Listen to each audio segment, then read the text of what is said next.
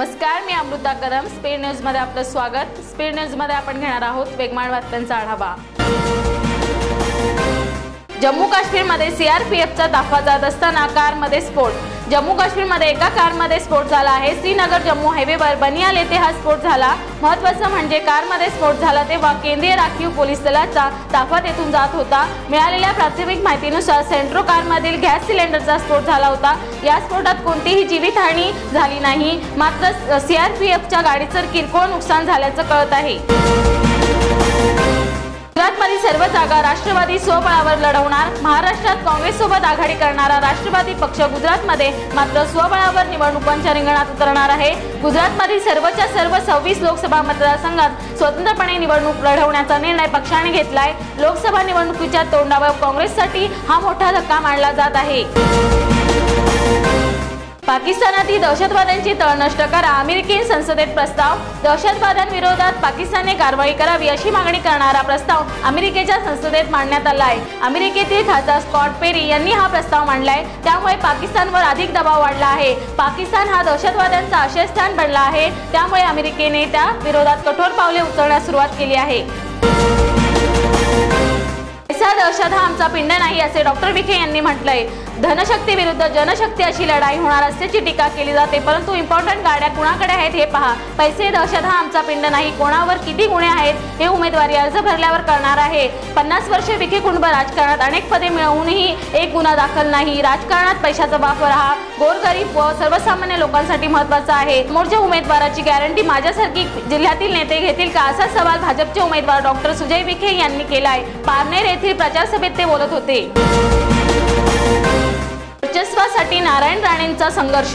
रत्नागिरी जिल्ह्यात प्रचाराच्या धुळवडीला वेग आला आहे. तळ कोकणातील मतदारसंघांवर पकड मजबूत करण्यासाठी शिवसेना आणि स्वाभिमानमध्ये घमासान होण्याची शक्यता आहे. स्वाभिमानच्या प्रचारात स्वतः नारायण राणे मैदानात उतरले असल्याने वर्चस्वासाठी राणेंचा संघर्ष सुरू आहे असे दिसून येते.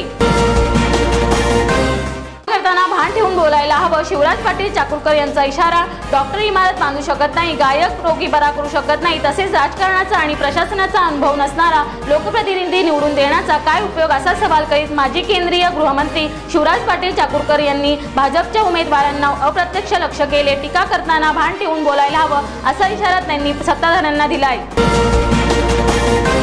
सत्ताधाऱ्यांना मतपेटीच्या माध्यमातून गाडा, असा खासदार उदयनराजेंचा घणाघात. ईस्ट इंडिया कंपनीने आपल्यावर राज्य केले, तसेच सध्या केंद्रात सत्तेचे केंद्रीकरण झाले आहे. केंद्रीकरणाच्या माध्यमातून हुकुमशाही राबवली जात आहे आणि हुकुमशाहीच्या माध्यमातून पुन्हा ईस्ट इंडिया कंपनीसारखी बिझनेस इंडिया कंपनी स्थापन करून सर्वांना गुलामगिरीत ढकलण्याचे प्रयत्न आहेत. हे चित्र बदलण्यासाठी सत्ताधाऱ्यांना मतपेटीच्या माध्यमातून गाडा, असा घणाघात उदयनराजे भोसले यांनी पाटणच्या सभेत केलाय. सेनेचा रडीचा डाव. किरीट सोमय्या हे एक अभ्यासू खासदार आहेत असे नारायण राणे यांनी म्हटलंय. किरीट सोमय्या हे अभ्यासू खासदार असून ते सीए आहेत.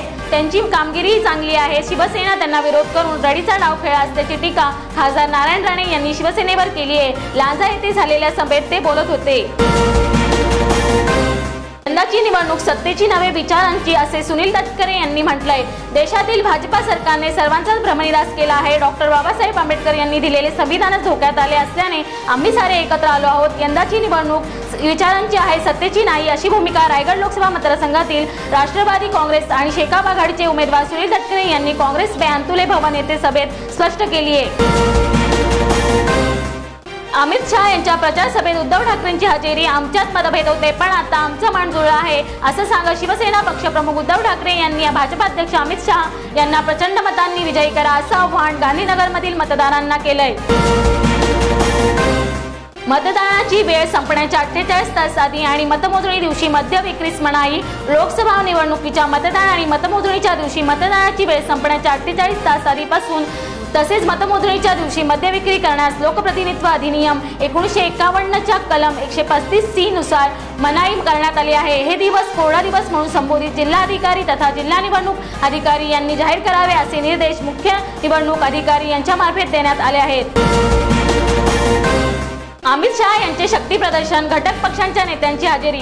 पहिल्यांदा लोकसभा निवडणूक लढविणारे भाजपाध्यक्ष अमित शहा यांनी आज आपला अर्ज दाखल केलाय। यापूर्वी सरदार वल्लभभाई पटेल यांच्या पुतळ्याला पुष्पहार अर्पण करून शहा यांच्या रोड शोला सुरुवात करण्यात आली। यावेळी शहा यांनी जोरदार शक्ती प्रदर्शन केले। यावेळी घटक पक्षांच्या नेत्यांनी हजेरी लावत शहा यांना विक्रमी मतांनी विजयी करा असे आवाहन गांधीनगरच्या जनतेला केले।